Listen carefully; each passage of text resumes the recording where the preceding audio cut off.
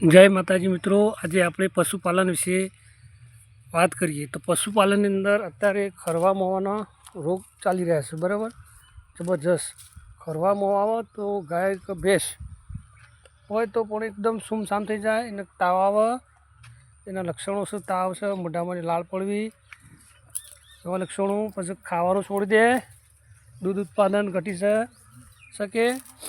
शरूआतना लक्षणों में ने ताव आवे चढ़-उतरनो। सोजे आवे तो सवारे न आवे, सवारे ओछो आवे तो सोजे वधारे आवे। अने एने जो एने ताव बहु आवे ने तो एने तरत ज डॉक्टरश्रीने बोलावी अने तात्कालिक एने सारवार करावी। कारण के अत्यारे आपणे सारवार ना करे तो दूध उत्पादन घटी जाए एकदम। अने पशु खावा पीवानुं एकदम ओछुं करी दे छे।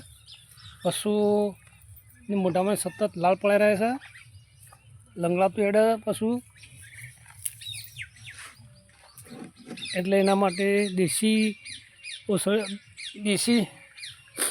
जे आपणे उपचार करीए छीए एना माटे देशी उपचार में एने हळदर अने रोटली घऊनी बनावी अने एना माटे हळदर तेल लगावी, थोड़ुं हळदर रोटली पर अने हळदर लगावी अने सवार साँज 2 टाइम 2 रोटली खवरावी, जेथी पशु एना मोढ़ा में जे चौदा पड्या होय ने ए हळदरथी जल्दी रूजावे।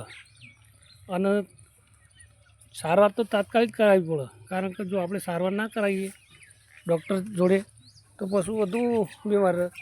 पण जो शरूआतना लक्षणों होय तो तमारे एकदम घरे उपचार कर देवानो कि जेथी पशुनो रोग अटकी सके। एटलेथी जो रोग वधी जाए तो आपणे पशु दूध उत्पादन घटी जायनु पछी आपणे नुकसान पड़े। એટલા માટે અત્યારે રોગ ખરવા મોવાના બહુ ચાલુ છે।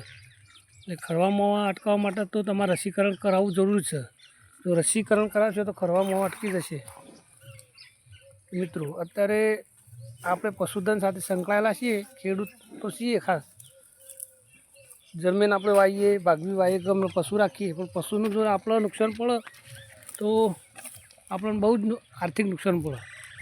એટલે પશુની પહેલાં સારવાર કરાવવી જોઈએ। જય માતાજી મિત્રો।